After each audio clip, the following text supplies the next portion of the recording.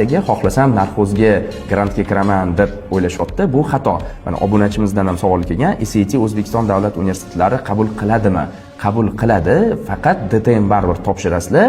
Bu alohida bir imtiyoz sifatida ko'rilyapti. Salomat bo'linglar. Mening fikrim yuqoridagi videodan anchagina boshqacharoq. Agar siz SAT dan 1200 va undan yuqori ball oladigan bo'lsangiz, qo'shimcha grant asosida matematika va ingliz tili asosiy bloklari bo'lgan oliygohlarga qabul qilinasiz va DTM ga kirmaysiz.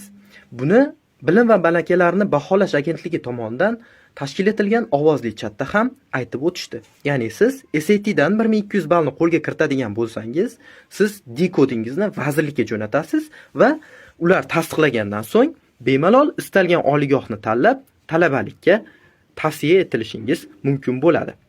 Va yana ham aniqrog'ini bu yozda bilib olamiz. Katta ehtimol bilan bu shu yil uchun amal qilinadi.